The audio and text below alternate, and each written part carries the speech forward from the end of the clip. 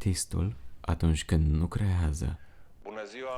este mort. Am emis astăzi decretul de prelungire cu 30 de zile a stării de urgență pe întreg teritoriul al României pentru a putea fi luate în continuare cele mai eficiente măsuri de combatere a epidemiei COVID-19.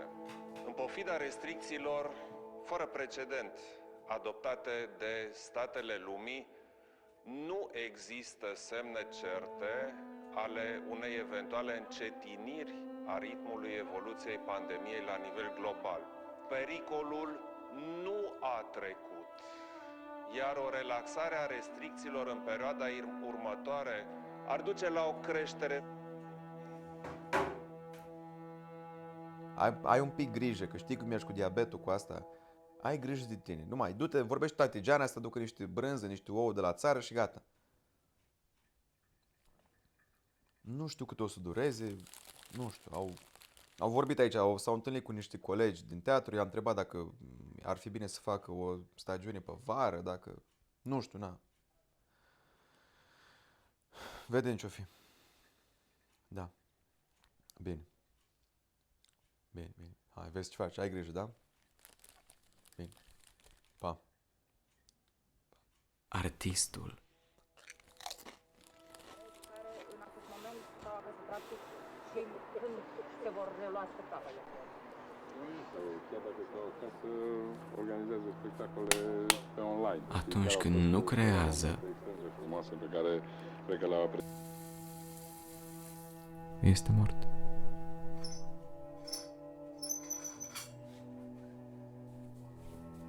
Atunci când nu este permis să șiroiască, când nu este permis să ocrotească sufletele întinate ale celor avizi de artă, inspirația poate deveni venin pentru sufletul creator.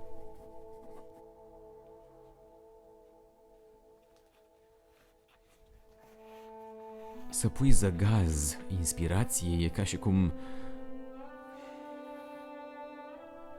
ei înfrâna pe îngeri din a-și înălța sfintele triluri.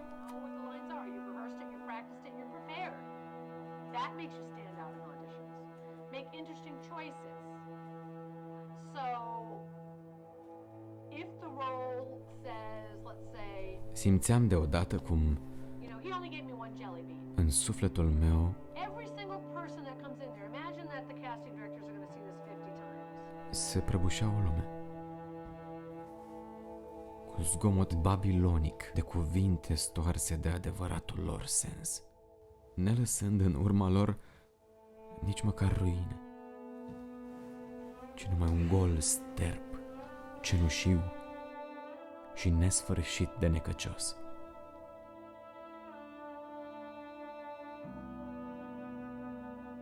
Și atunci aveam impresia clară și sugrumătoare că îmi fuge pământul de sub picioare și că rămân plutind în neant. Un singur gând îmi încolțea în minte, scormonindu-mi întreaga ființă.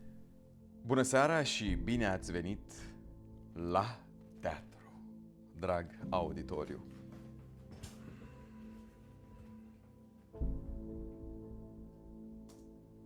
Artistul, atunci când nu creează, este mort.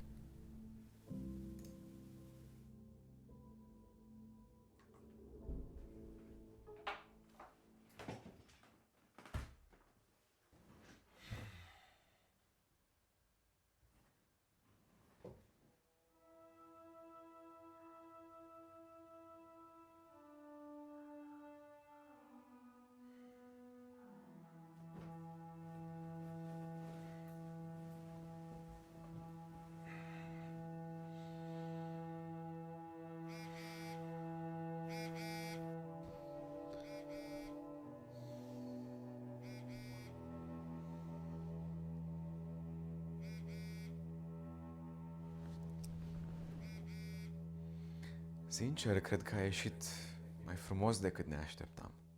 Deci eu nu înțeleg de ce zice lumea că e oameni, mi se pare o mizerie. Nu e o mizerie, cum să fie o mizerie. Ești doar puțin ruginit, asta e tot. Dar și asta se va rezolva când vei călca din nou pe sfânta scenă. Nu uita că scena vindecă. Nu, e o mizerie, zic eu, e o mizerie. A fost un text la prima vedere. Uite și tu la fundalul ăla, la tricoul ăla aruncat, la patul ăla nefăcut. Nu se poate, eu trebuie să șterg asta de pe internet. Nu, te rog, nu te îndoi de tine ca artist. Acolo în clipulețul acela, chiar dacă e tricoul în spate sau patul nefăcut, acolo ești tu.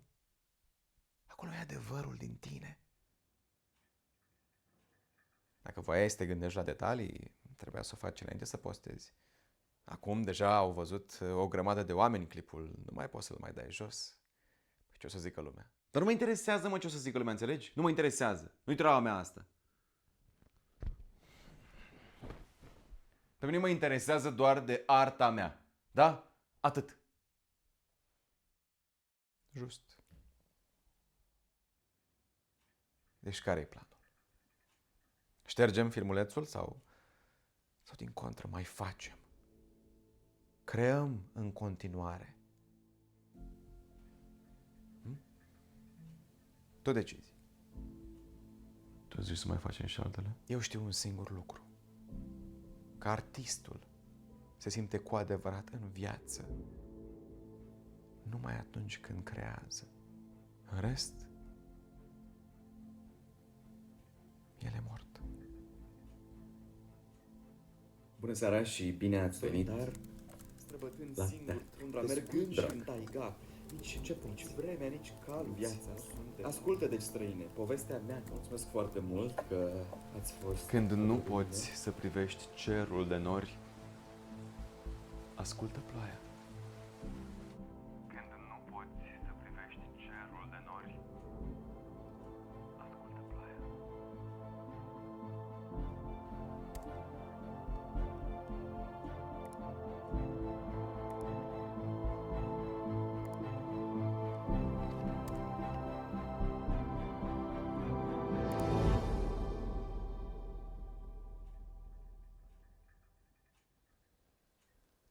Te urmărește de ceva vreme, să știi?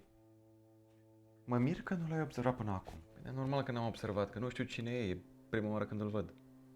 Detaliile astea, cum să zic eu, astea contează foarte mult în artă, dar și în viață. Cercurile atenției, finețurile astea, contează foarte mult, să știi?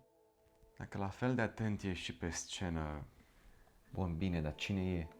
De unde vrei să știu eu cine este? Nu știu. Cred că l-am văzut în vreo 2-3 spectacole, dar nu știu cine este. Probabil e un artist din ăla care are impresia că e sub demnitatea lui să posteze ceva pe internet, un elitist fanatic. Așa pare. Adică e hater, nu? Hater. Repede cu englezismele, nu? Dragule, limba română e unealta ta. Tu trebuie să ai un vocabular foarte bine pus la punct. Hater. Zici tu mai degrabă mizantrop. Vrăjmaș. Ce frumos sună. Vrăjmaș. Muzică pentru urechile mele. Pismaș. Hater. Deci, ce facem? Păi ce să facem? Nu facem nimic. Păi da, nu facem nimic, am zis. Păi, ce rost are? Dacă vrei să asculți și părerea mea, eu cred cu tărie că situația asta va scăpa de sub control.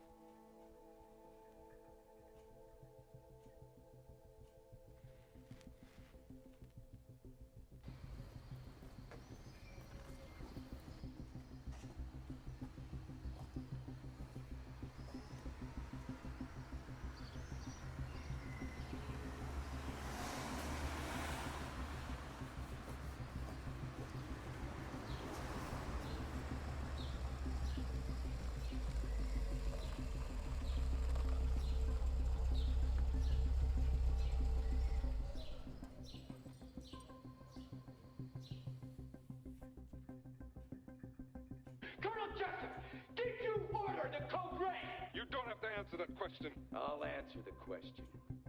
You want answers? I think I'm entitled. You want answers? I want the truth! You can't handle the truth!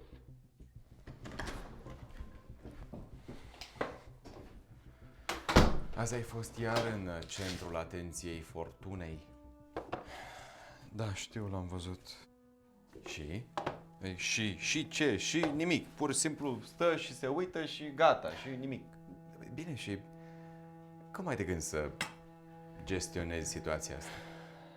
Uite, eu mă duc să mă schimb și să filmez. Pardon.